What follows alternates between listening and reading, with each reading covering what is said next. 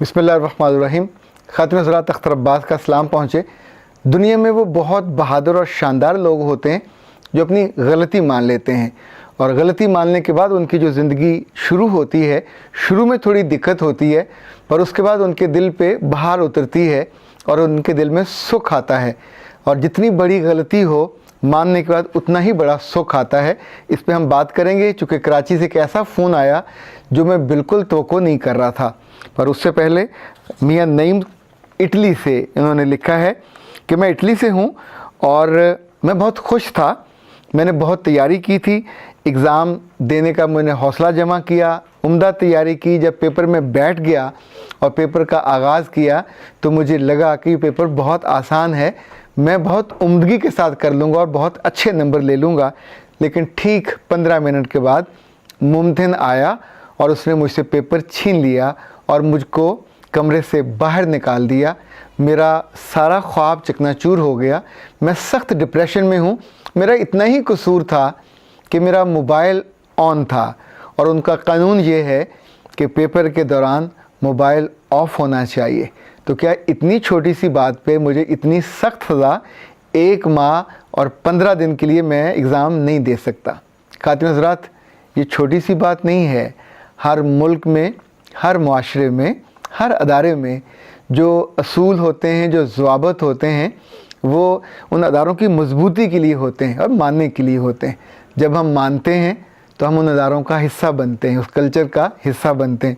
जब हम नहीं मानते तो सिस्टम और सोसाइटी हमको वॉमिट कर देता है और उसके बाद हम खड़े 100 रोएं चिल्लाएं कि ये मेरे साथ, वाई मी, मेरे साथ ही क्यों हुआ? तो वाई मी की वजह भी हम ही फराहम करते हैं। हम अपने मोबाइल को ऑफ़ नहीं करते। हम अपनी ज़िंदगी में उन आदतों को, उस विंडो को बंद नहीं करते जो कर देनी चाहिए और उसके बाद भी वहाँ से फिर वो मंज़र दिखाई देता रहता है जो कानूनन नहीं दिखना चाहिए।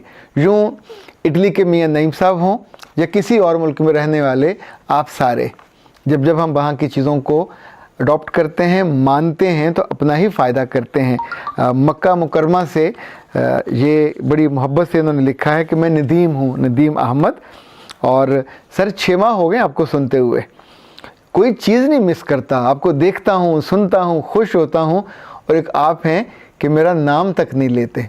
तो प्यारे नदीम, आपको अच्छी बात बताना मेरे ज़िम्मे है, नाम लेने का कोई वादा नहीं है। असल में इतने नाम होते हैं, आप सोचें कि जो नाम रैंडम मेरे सामने आ जाते हैं तो वो मैं ले देता हूँ, पर सारे नाम लेना वाइबल भी नहीं है, फिजिबल भी नहीं है।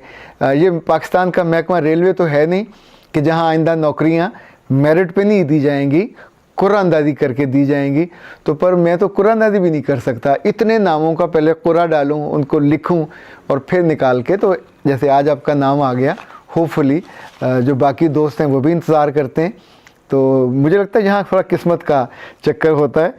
जैसे आपका किस्मत होगा तो किस्मत आपकी होगी, तो वैसे इंशाल्लाह आपका नाम आता रहेगा। कभी आ गया ये जी, खनसा इमरान, राबिया शाहिद, अफशीन ख़ां, ईमान मलिक और ये रसा एफ़ मुझे समझ आया।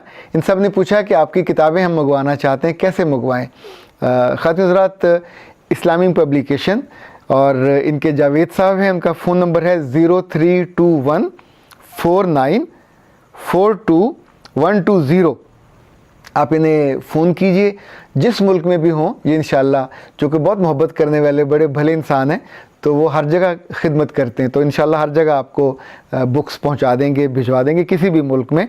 इनका जो दूसरा फ़ोन नंबर है 04235252501। एक बात और याद रखिएगा कि मैं राइटर हूँ, आप नॉट ए पब्लिशर। तो राइटर किताबें लिख के पब्लिशर को देता है, तो पब्लिशिंग इज़ ए बिज़नेस और उसमें पूरा फिर आपको मैनेज करना होता है। छापते हैं, बाइंड करते हैं, फिर पूरे दुनिया में उसको सप्लाई करते हैं। तो इन दोनों का फ़र्क रहना चाहिए। लेकिन जनाब, अब हम वापस आते हैं कराची से उस फ़ोन के बारे में जिन्होंने 2 मैसेज अलग से मुझे भेजे हैं। ये नौजवान 1 माह पहले इन्होंने मुझसे रब्ता किया था। 1 से 1.5 घंटे की इनकी काउंसलिंग सेशन हुआ। जो इनका मसला था बहुत सख्त था। वो मसला था जो आम तौर पे लोग छुपा लेते हैं, बताते नहीं हैं।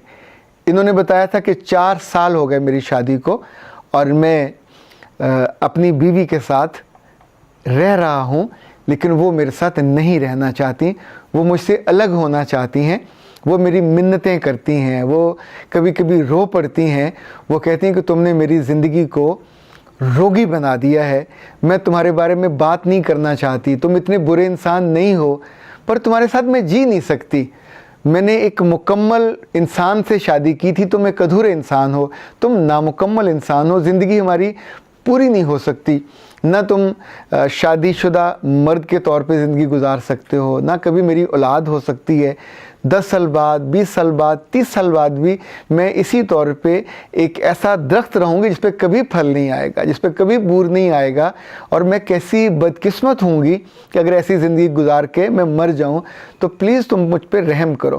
انہوں نے مجھ سے بہت ڈیٹیل میں ڈسکشن کی، انہیں میں نے کچھ سجیسٹ کیا، پر آج ابھی جب میں آپ کے پاس آنے والا تھا اور ان کے 2 میسج آئے، وائس میسج، اور میں نے سنے، تو سچی بات ہے میری آنکھیں نم ہو گئی۔ میں نے دل سے ان کی قدر کی اور اللہ سے ان کے لیے دعا کی۔ ان کے الفاظ شروع یہاں سے ہوئے: سر، یہ جو مجھ سے غلطی ہوئی، یہ جو مجھ سے گناہ ہوا، ایک خوبصورت اور بے گناہ لڑکی کے 4 سال میں نے ضائع کر دیے، اس کی زندگی کے قیمتی متاع، ان سالوں کو میں نے چرا لیا، کیا میرا رب کبھی مجھے معاف کر سکے گا؟ اس نے آگے کہا کہ سر، میں جانتا تھا پہلے دن سے کہ میں ادھورا انسان ہوں، میں کبھی مکمل مرد نہیں بن سکتا، لیکن اس کے باوجود میں نے جھوٹ بولا اور اس کے ساتھ میں نے بیاہ کیا، اور یہ جانتے ہوئے بھی کہ مجھے اس کے ساتھ یہ زیادتی، یہ ظلم نہیں کرنا چاہیے تھا، میں اس کی زندگی کے ساتھ کھیلا، اس کے خاندان کی زندگی کے ساتھ بھی کھیلا۔ پھر اس نے مجھ سے پوچھا کہ سر، آپ نے جو مجھے سمجھایا تھا میں نے اس پہ عمل کر لیا، کیا آپ کا خدا مجھے معاف کر دے گا؟ یہ جو اتنا بڑا میں نے ظلم کیا، اتنا بڑا میں نے جبر کیا، کیا میری معافی ہو جائے گی؟ تو علی بیٹا یاد رکھیے گا، میرا رب بہت مہربان ہے، وہ بہت دیالو ہے، یہ جو موقع انسانوں کو مرنے سے پہلے دیتا ہے واپسی کا، وہی دیتا ہے۔ جب جب کسی دل پہ شبنم اترتی ہے معافی کی، جب جب کسی دل میں احساس جاگتا ہے اپنی غلطی کا اور اس سے واپس ہونے کا، تو ہمیشہ اس کی زندگی بہتر ہوتی ہے۔ آپ سوچئے، آپ نے اس بچی کو فارغ کر دیا، اس کی نئی زندگی کا آغاز کیا، اب آپ اس پہ شرمندہ ہو، آپ اس کو فون کر کے معافی بھی مانگ رہے ہو، اور آپ نے مجھے اپنا نام لینے کی اجازت بھی دی، آپ نے یہ بھی کہا کہ میں یہ بات کہوں، اور آپ نے یہ بھی مجھ سے پوچھا کہ کیا میرا رب مجھ کو معاف کر دے گا۔ اور اگلی بات جو کہنے کے لیے اتنا بڑا حوصلہ چاہیے، آپ نے کہا کہ جو کچھ میں نے کیا، یہ میرے سامنے میرے ہی گناہوں کی سزا مجھے ملی، کاش میں وہ نہ کرتا اپنی جوانی میں اور میرے ساتھ یہ نہ ہوتا۔ خواتین حضرات، یہ ایک بچہ نہیں ہے، ایسی کتنی ہی بچیاں ہیں جو عزت دار گھرانوں سے ہیں، جو بہت عمدہ، شائستہ، پڑھی لکھی، پر نہ ان کی راتیں ان کی اپنی ہیں، نہ ان کے دن ان کے اپنے ہیں، ان کی زندگی ایک عذاب میں گزرتی ہے، اور ایسے لوگ بہت کم ہیں جو ان کے عذاب کو کم کرنے کا باعث ہوں، ان کی زندگی کو آزاد کر دینے کا باعث ہوں۔ یہاں یہ بندھن نہیں چل سکتا، سو اس بندھن کو باندھنے سے پہلے بھی سوچئے، اور اس کو بے وجہ گانٹھ دیتے ہوئے بھی سوچئے کہ اس میں سے کتنے لوگ ہیں جو بالکل زندگی جن کی بے رنگ ہو جاتی ہے۔ اختر عباس کو اجازت دیجیے۔ السلام علیکم۔